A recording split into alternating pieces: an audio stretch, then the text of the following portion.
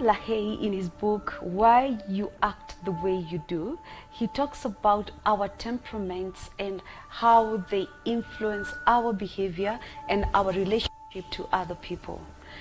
And he points out that just because you have a certain behavior because of your personality, it does not mean that you cannot allow the Holy Spirit to infuse his power in you so that you can be a better individual. Hi everyone, this is Marianne and welcome to Empowered. Today's episode, we are going to talk about our emotions. That's a bit of us, our identity that affects our relationship with other people. It affects our thinking. Let me say it also affects our thinking, because you see, our emotions will either attract people to us or repel them away from us. And does the Bible talk or focus on emotions? Of course it does. One of the key scriptures is be angry but sin not, and do not let the sun go down in your anger. And yes, we read, because you see, emotions is part of who God is. We've read through the Bible that God was angry and, he would destroy a nation because he was angry. And we also read about God is happy, that God was pleased with people. Those are emotions.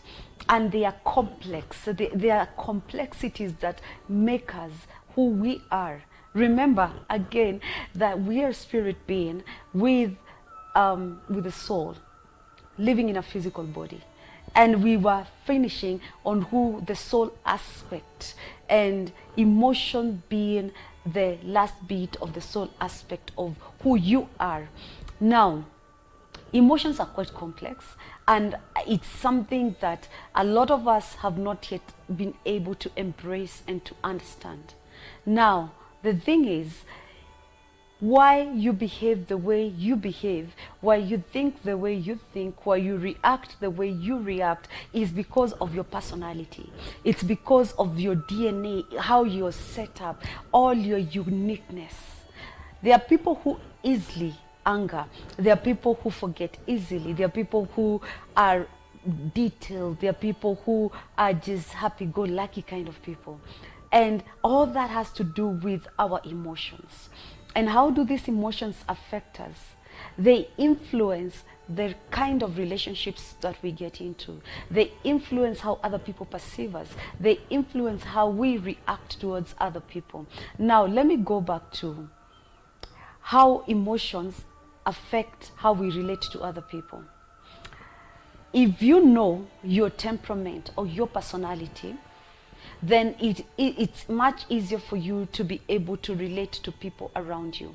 For example, if you know that you're a choleric, and you know cholerics are goal setters and go-getters, and they tend to, on a negative, they tend to step on many toes as they accomplish their goals. Whereas when you look at a melancholic, these people are perfectionists, and they are really introverted, deeply introverted, and taken to bouts of depression. You'd rather, a melancholic would rather spend a whole day alone other than be out there with people.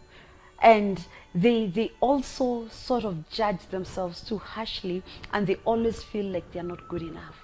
If you're a phlegmatics are people who will never rise up to the occasion. They will never be people that will take a role or a responsibility. Why? They are laid back.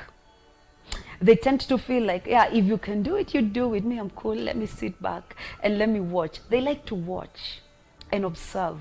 And if it's a sanguine, these people are everywhere. They are happy-go-lucky. They make promises they'll never fulfill. A sanguine will promise every person they meet jobs, They can give you tenders, they can get you jobs, and that's just who they are. And the minute they're done promising you jobs and tenders, they forget about you. Now, if you do not understand your own temperament, you'll always realize that you're perhaps clashing with other people. Imagine you're promising a tender to a melancholic. that person takes every word you speak literally. They hold it seriously, they take it to heart. So when they leave your presence, if you're a sanguine, they'll expect that this person is going to hook me up with a tender, this person is going to hook me up with a job, this person is going to, you know, they promised ABCD, they even promised a vacation, they promised to take me this place, they promised to do this.